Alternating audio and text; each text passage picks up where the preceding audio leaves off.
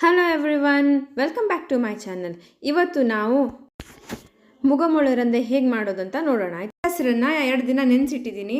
So ಅದನ್ನು ಮತ್ತು ಬಟಾಟೆ ಹಾಕ್ಕೊಂಡು ಚೆನ್ನಾಗಿ ಬೇಯಿಸ್ಕೋಬೇಕು. ಹಾಗೂ ಬಾಣಲೆಯಲ್ಲಿ ಸ್ವಲ್ಪ ಎಣ್ಣೆ ಹಾಕ್ಕೊಂಡು ಮೆಣಸನ್ನು ಹಾಕ್ಕೊಂಡು ಹುರ್ಕೋಬೇಕು. ಅದಕ್ಕೆ ಬೆಳ್ಳುಳ್ಳಿ,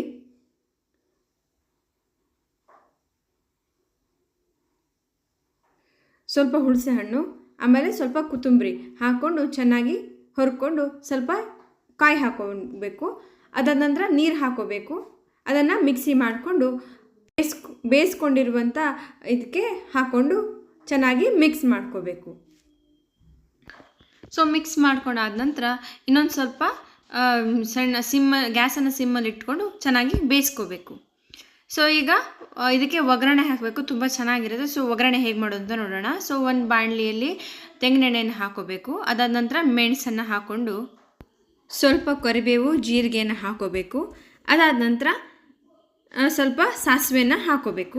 ಸೊ ಇದನ್ನು ಚೆನ್ನಾಗಿ ಬೇಯಿಸ್ಕೋಬೇಕು, ಆಯಿತಾ. ಸೊ ಅದರಿಂದ ಸ್ವಲ್ಪ ಚೆನ್ನಾಗಿ ಸ್ಮೆಲ್ ಬರುತ್ತೆ. ಅದ ನಂತರ ಸ್ವಲ್ಪ ಹಿಂಗನ್ನು ಹಾಕೋಬೇಕು. ಸೊ ಈ ಮಿಕ್ಸರನ್ನು ನಾವು ಮುಗಮೊಳರಂದೆಯಲ್ಲಿ ಹಾಕ್ಕೊಂಡು ಈಗ ಗ್ಯಾಸನ್ನು ಸಿಮ್ಮಲ್ಲಿ ಇಟ್ಕೊಂಡು ಚೆನ್ನಾಗಿ ಬೇಯಿಸ್ಕೊಳ್ಬೇಕು. ಈಗ ಮುಗಮೊಳರಂದೆ ರೆಡಿ ಆಗಿದೆ.